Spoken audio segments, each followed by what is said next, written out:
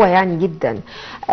خلوني نرحب بضيفنا العزيز جدا، مشرفنا، هو مش ضيف الحقيقه، هو صاحب بيت يعني، الاستاذ الدكتور ابراهيم كامل، استاذ جراحات التجميل والليزر بكليه الطب جامعه عين شمس. اهلا وسهلا بحضرتك يا دكتور. اهلا بيكي. اهلا وسهلا.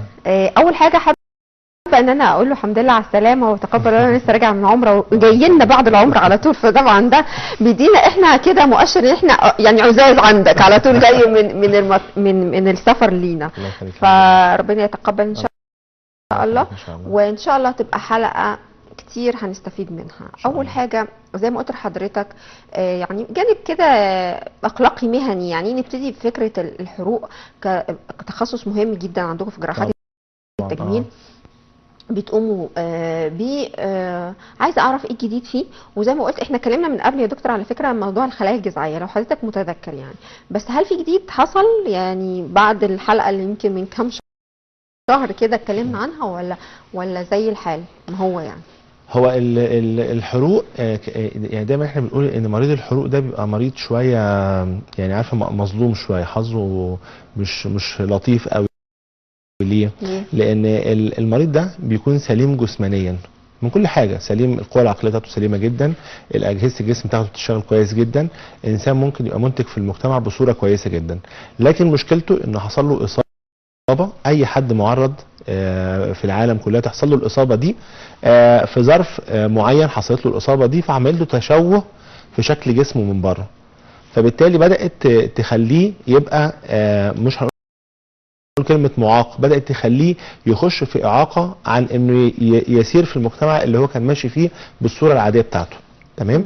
فبالتالي بيبدا يخش في بعض المشاكل اللي ممكن تضايقه، فبالتالي يبدا يخش في مشاكل نفسيه، بيبدا يخش في مشاكل لو الحروق دي ما اتعالجتش بطريقه سليمه وكانت الحروق دي عنيفه قوي، ممكن يخش في بعض الامراض اللي ممكن تاثر على الكلى وممكن تاثر على الكبد وممكن تاثر على حاجات كتير. ده في وقت الحرق الحديث لما بيكون الحرق مساحه كبيره جدا من سطح الجلد، لانه بيفقد كميه كبيره من البروتينات، بيفقد كميه كبيره جدا من السوائل اللي الجسم بيحتاجها. طيب عشان كده بنقول دايما ان مريض الحروق يعني بيحتاج فعلا رعايه وعنايه كويسه اثناء فتره الحرق ما بيحصل، واثناء ما بعد حدوث الحرق، ما بعد حصل العلاج بتاعه تم وبقى كويس، ممكن يبقى في بعض التشوهات اللي بتحصل في الجلد.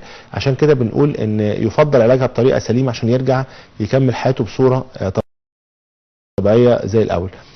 كل يوم في تطوير في علاج الحروق، وخصوصا العلاجات اللي هي بنسميها علاج ما بعد تشوه الحروق، لان الطب دايما في طب جراحه التجميل بيبحث ازاي الانسان ده اللي هو كان ماشي في حياته بسرعه طبيعيه جدا تعرض للاصابه ديت، ازاي نقدر نرجعه تاني مره تانيه لان هو يعيش حياته بصوره عاديه. من ضمن الحاجات اللي هي اللطيفه قوي اللي بنلاقي ناس كتير جدا ممكن يكون حصل لهم حروق في منطقه فروه الراس، في منطقه فروه الراس، فبالتالي منطقه فروه الراس لما بيحصل حرق فيها الانسان بيفقد وخصوصا كمان لو كانت ست مثلا او بنت، بيبقى منطقه الشعر بتبقى مش موجوده نتيجه الحرق اللي حصل. ممكن الحرق ده يوصل لمنطقه الطبقات اللي هي بدايه العظام بتاعت الجمجمه، فبالتالي بنلاقي ان الشعر بقى في منطقه معينه فيها ما فيهاش شعر. دي بتعمل تشوه كبير جدا في الشكل، خصوصا لو كانت بنت او ست كمان، وبالتالي دي ممكن تضايقها نفسيا، ممكن تخليها لو هي انسه لسه مش عايزه تتجوز، ممكن لو هي ست تخليها حياتها الزوجيه مش مستقره او تبقى متضايقه باستمرار. فبنلاقي دايما ان الجديد دلوقتي ان احنا نقدر نستخدم ممددات الانسجه عن طريق ان احنا بنبدا نضعها في اماكن معينه من فروه راس المنطقه اللي فيها شعر كويس، وبنبدا نكبر المنطقه اللي فيها شعر كويس ديت عشان نساعد على تمدد الجلد في المنطقه ديت. وبعد كده بنعمل عمليه تانية عشان نشيل الممددات ديت، ونبدا نشيل المنطقه اللي حصل فيها اصابه او حصل فيها فقدان في الشعر عشان نرجع الشعر زي ازاحه كده بالظبط. بعد كده بتشيلوا الجزء اللي خلاص انزاح اللي فيه المشكله. الاول نعمل تمديد للجلد عشان يبقى عندنا مساحه جلد كبيره كويسه. يعني وده بيتم ازاي يا دكتور؟ يعني ايه التكنيك الطبي اللي بتستخدموه يعني؟ بنعمل عمليه جراحيه، العمليه بتتعمل على ممكن مرحله او مرحلتين او 3. الاول عمليه بنعملها اللي هي عن طريق ان احنا نزرع الممدد دوت في المكان اللي احنا عايزين نمدده. تمام. طبعا في معادلات طبيه مهمه قوي بنتابعها ان احنا ازاي نقدر نختار الممدد اللي هنقدر يوصل لنا مساحه تمدد كبيره جدا نقدر نستفيد منها في الجزء اللي حصل فيه المشكله. فبالتالي بيبقى عندنا لازم نحسب المساحه قد ايه اللي احنا هنمددها، وبنشوف التمدد بتاعها هيوصل في مرحله قد ايه، ممكن تاخد 3 اسابيع، ممكن تاخد شهر، ممكن تاخد شهر ونص.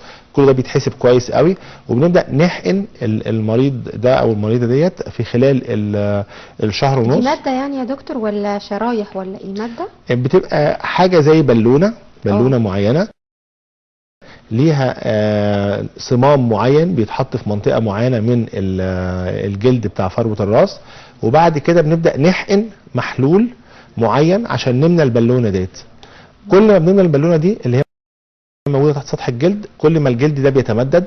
فبالتالي بيبقى عندنا مساحه الشعر مثلا بدل ما كانت مساحه الشعر اللي موجود حوالي 20 سنتيمتر مربع، هنخليها نقدر نوصلها مثلا ل 30 او 40 سنتيمتر مربع.